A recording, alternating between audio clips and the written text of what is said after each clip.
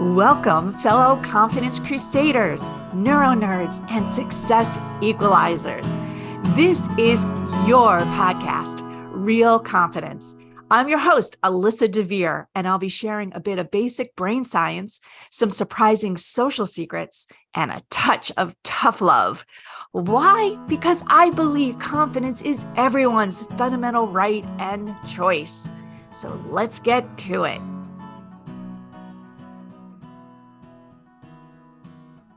Well, my friends, how do you get somebody to change their mind who just doesn't want to is our topic for today. And Jackie Roby is so cool. And I'm so excited that you're here with us. I'm going to just say in your bio, it says that you are done watching high achieving women white knuckle their way through success while quietly falling apart inside. I think that phrase alone says a lot about who you are. I loved it. And you do so many things as a coach and all the groups that you have to help people, particularly women, feel more confident. And you just told me that you have a book coming out. Congratulations. So Thank excited. you. Thank you so much. We will definitely give all kinds of links and contact information at the end. But Jackie, why don't you give a little bit more information about kind of like how and why you got into this space and what is this, what is your kind of superpower? Because I've seen it in action. It's pretty amazing. Thank you. I'm already blushing. Well, my origin story, I would say, really came to fruition in my 20s when I fell into a deep depression. And it was riddled with panic and paranoia. And I had to literally pick myself up off the ground. A big turning point was having a panic attack in the shower, falling down, hitting my head, and not wanting to go to the hospital, but wanting to go to work instead. That was a real telling moment of what I was experiencing. And as I worked on my mental health, what I didn't realize was that I also needed to work on my mental wellness. And those were two separate things. And now, what I love to do is be able to support people, support especially women, in this way of realizing they don't have to disappear in order to be successful, and how we can do that. And actually, doing that is a leadership strategy because it gets you to think different, respond instead of react, and reach a new level that we were never taught to reach. A new level. What do you mean by that? Mm. A new level in your career, in your life, and in how you get to experience the world. Okay, so I could go 1,000 different directions with you. We'd be here for 4.5 years, which would be my pleasure, but not everybody would stay on the line with us. So let me ask you this. Why, and this podcast is from just is men and women, and I do agree that it's probably more female oriented what we're talking about here. But I know a lot of men would say they also sacrifice, maybe not consciously, of course, their own well-being to go down the career path. Is it because they want to be successful and rich and all that, or is it just denial? Hmm. Well, I would say it's even deeper than that. I work with a good amount of men as well. I tend to find that more often than not, um, men of color are coming to work with me. And so we carry these cultural legacy burdens of having to prove ourselves. So this is systemic oppression. It's generations of trauma of the way things were. And even though our ancestors paved the way to make things different for us, it's really difficult to let go of what that conditioning. and create that change within ourselves. You see it with those of us who are Gen X or older millennials. We pave the way for mental wellness days, but do we take them? Well put, my friend. Well put. All right. Well, again, you've opened up all kinds of interesting thoughts in my brain here, but this idea of having to prove ourselves, I think this brings us back to the topic you and I agreed on talking about today, because again, we could do a lot of different things, but in your career, maybe even in your own home, or at least with some relatives and friends, I'm sure we all have people. I actually had an experience this weekend recently that I want to put as part of our conversation, but people who their minds are set, whatever the issue, politics, the weather, anything. And I think it's a lot because they're trying to prove something to themselves, to others. But I'd love to hear before we get to like what we should do with those people for ourselves, what's your best guess? Why do people have such a hard time changing their mind, like being open-minded, accepting different views, or even considering that maybe that they're wrong? What's behind it? Is that systemic? Absolutely. And there's a sense of control. Hmm. They might be holding on to this narrative that they've been told. And if they disagree with this, it could knock down all the pillars of things that they've learned. It could take the authority and expertise away from people that they love, people that raised them, people that influenced them over the years. And it's a level of feeling that's uncomfortable. And people don't like to feel uncomfortable. It's very true. It's very true. So well put. I'm not saying anything I haven't said on other podcasts, but like my husband, very often the first word is no. And I say to him, okay, now that you've gotten that out of your system, let's have a conversation. But, this sense of control or a sense of safety, and, tie it back to belonging, tie it back to just knowing that the world is not against you, that you got it under your thumb, right? Okay. Is this something that you think can be unlearned? You said before that we have to let go of it. Can people let go of it? Yes, they can unlearn it. And I also want to put a caveat around the phrase let go because it's so blasé. Just let it go. Yeah, right. No, we are like hanging on the edge of the cliff. That's what it feels like. And even though you might see people in the pool down below that have already fallen and are swimming happily, your body doesn't know that. You're gripping on for dear life. So you've got to be able to do the work within you to create ease so you can let go one finger at a time, right? And start to release and have that ease. We need to be able to feel safe in order to create change. Well, easier said than done, I think, right? I mean, it Oh, yeah. sounds beautiful, but like, again, I'll use my own because everyone's got a different situation. But I think, there's somebody in your life that's their first response is no, right? Mhm. And to change that behavior, to change that reaction, that response, and this is the body of my work too. So I really appreciate what you're saying. You just don't flip a switch and let go of a finger at a time, right? So it takes time and work.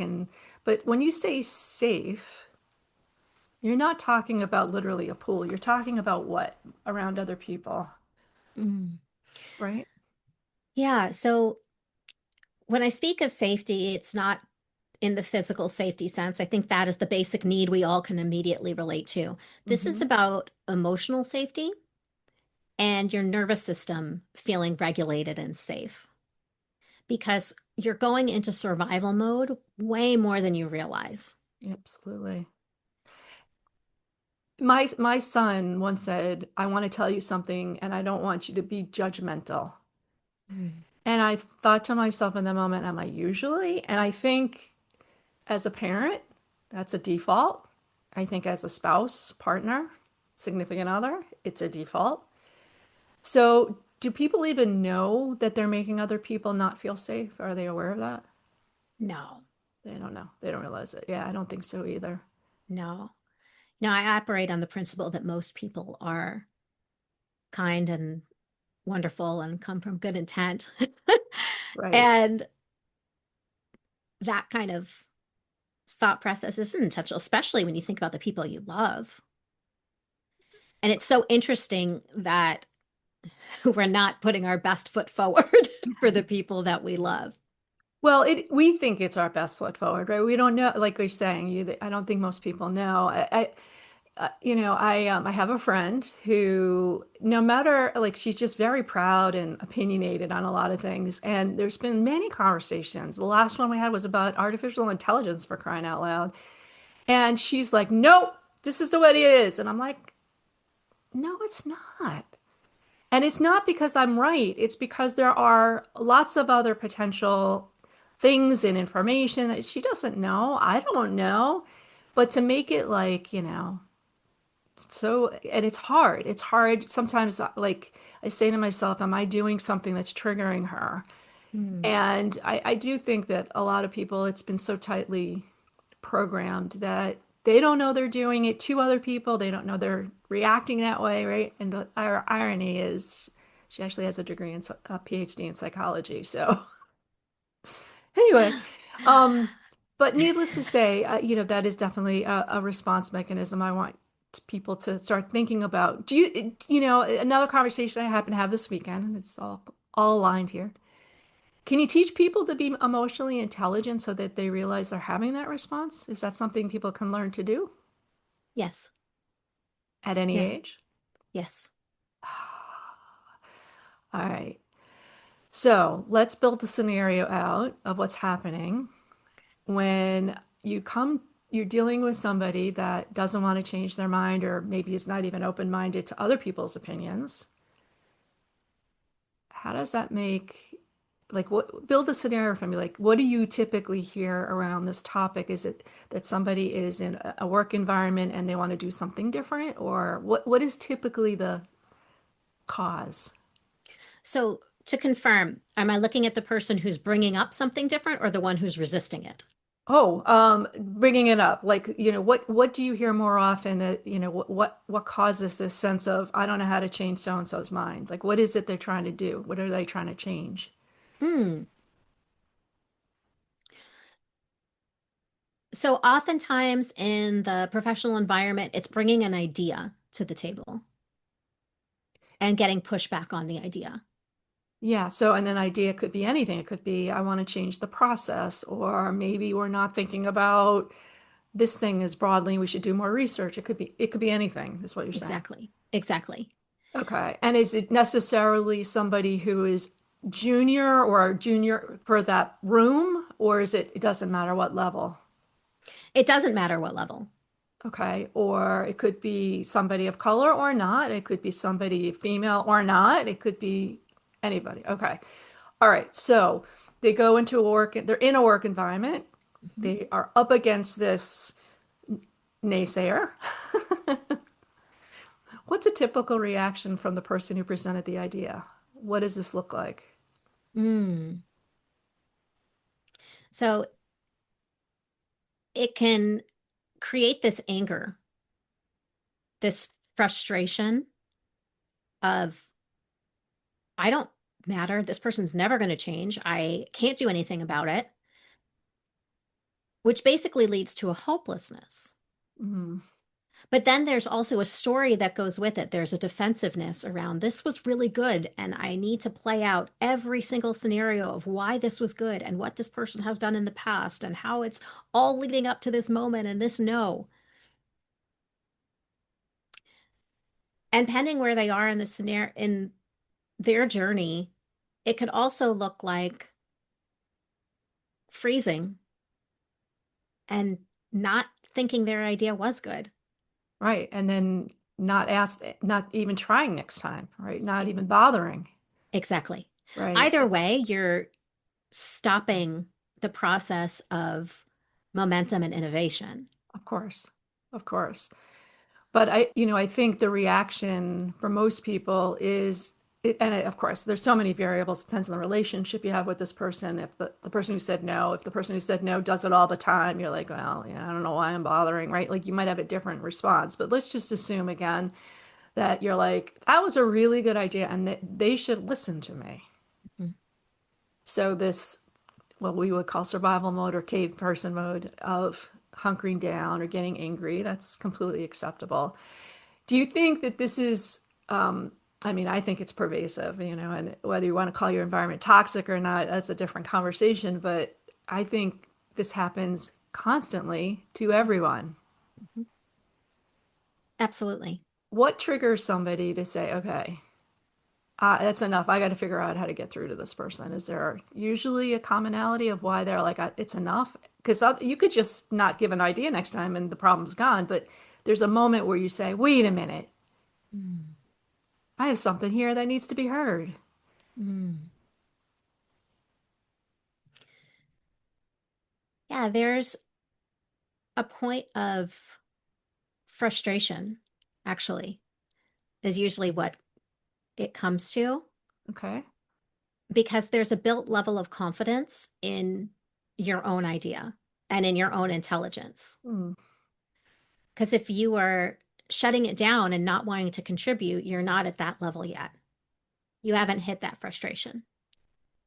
Fair enough. All right. Yeah. And of course, you might just decide not to deal with it because of economic or all kinds of other issues. But what I want to do is take a quick sponsor break because when we come back, I want you to help me. If that was me, I've reached a level of like, damn it, I want this person to listen to me. What should I do? I want you to help me with the steps of what I should do. All right. So we'll be right back with Jackie. Want to level up your confidence, your career, maybe even your coaching? Well, then head over to AmericanConfidenceInstitute.com. E-classes are there as well as our coaching certification program, and you don't need any coaching experience to do it. However, if you are an experienced coach, you can get ICF and SHRM continuing credit. It's fast and easy. If you work in an organization, consider bringing in a kick-ass keynote or a uniquely engaging workshop. We also have team learning programs, and they all apply to both your personal and professional life, which makes them really special. They're great for ERGs, the leaders, the member programming, or really any type of professional learning and development in your organization. So give us a holler at www.americanconfidenceinstitute.com. I said, Jackie Roby, help me through this now because I'm in a position, hypothetically, but probably will happen later today, where I'm trying to get somebody to listen to something I have to say, and they're not. They're just close shutting me down, and it could be for any reason, but I really want them to understand what I have to say, or at least listen to what I have to say. What's my best foot forward? Mm. So, first, what I'd recommend is giving yourself the safety before you start the conversation. Okay, how do I do that? Okay. So, number one, I would do a little bit of writing, even if it's 2 minutes, and just get the nonsense out of your head. Whatever is happening, maybe it's doubts, maybe it's frustration, just get it out. Tear up the paper. You don't need it. It's not important where you write it, just do it. If it's a phone call or an in person or a Zoom, prior to, if you can give yourself 1 to 2 minutes of just some deep breath, really just a count of five in, a count of five out, and just do that, right? Because that's going to help to regulate your nervous system. What it's also going to do for your brain is it's going to move you away from fight, flight, freeze, appease. It's going to bring you back to center, which is where you want to be. And in the long term, it builds new neural pathways towards all the other good stuff. But in this moment, let's just get you regulated. Okay. And there's going to be boundary setting going into this conversation. I have something I want to share. I would love to be able to get through it and allow space for questions. Have an agenda, Mm. right? So that you're putting that structure around the conversation. And they know this is my space. This is the time where I can come in and ask questions. That way, it's not that instant no, and that doesn't shut you down. Use your breath as a tool. You can go back and give yourself 3 deep breaths. There is power in a pause. So rather than filling space, breathe. That gives you your own regulation during that meeting. Is it ever appropriate to say to the person, you need to listen to me. Please listen to me. You need to something of that. Is it ever appropriate to basically call them out that they're not giving you that opportunity? Or I appreciate that you don't like the idea, but I really think it's a good idea. Is there any retort that you suggest? Yeah, I thought that was amazing.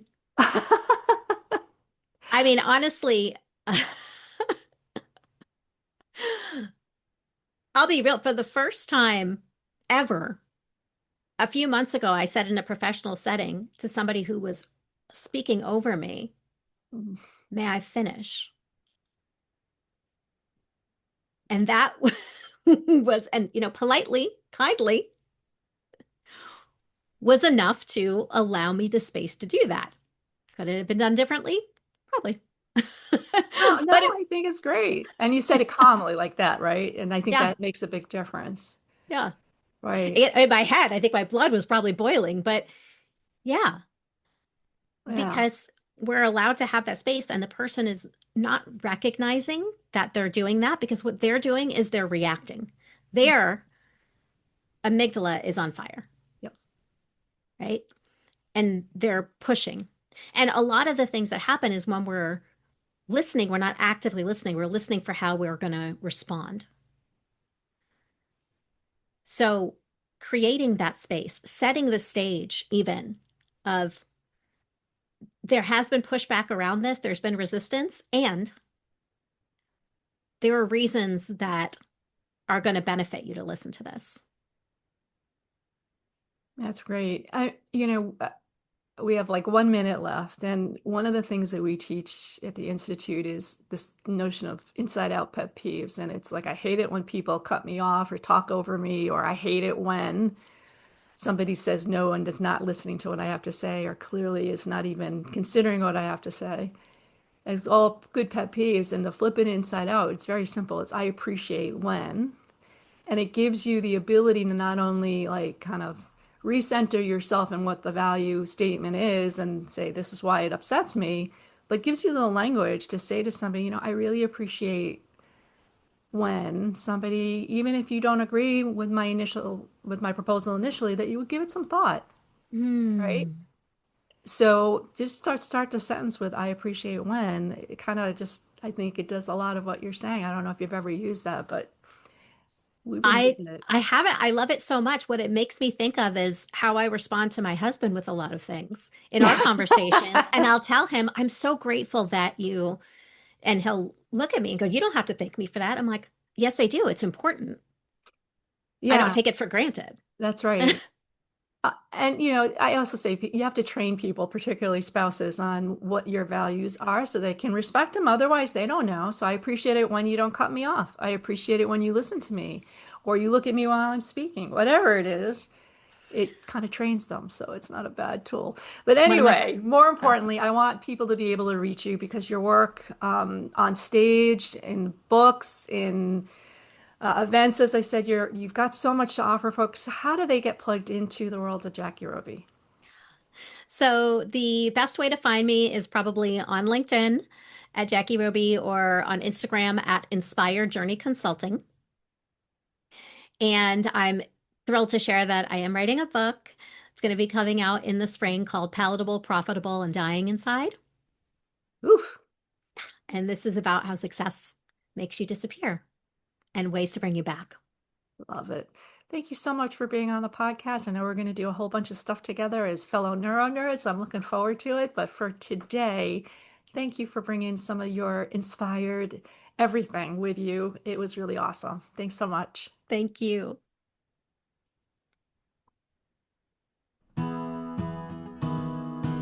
Before we totally wrap up, I want to let you know that full transcripts and show notes for this and other Real Confidence episodes can be found on www.americanconfidenceinstitute.com/podcast. I also want to remind you once again that the best way to get confidence is to give it to others, and you can do it just by liking and sharing this episode on your preferred podcast and social media channels. You can even give me some confidence by noting topics you'd like me to consider for the future. So for now, this is Alyssa DeVere. Thank you for helping to bring more confidence to the world. Master editing done by Ben Weinstein with original music performed and composed by Jeff Mitchell. Real Confidence is a production of American Confidence Institute. All rights reserved.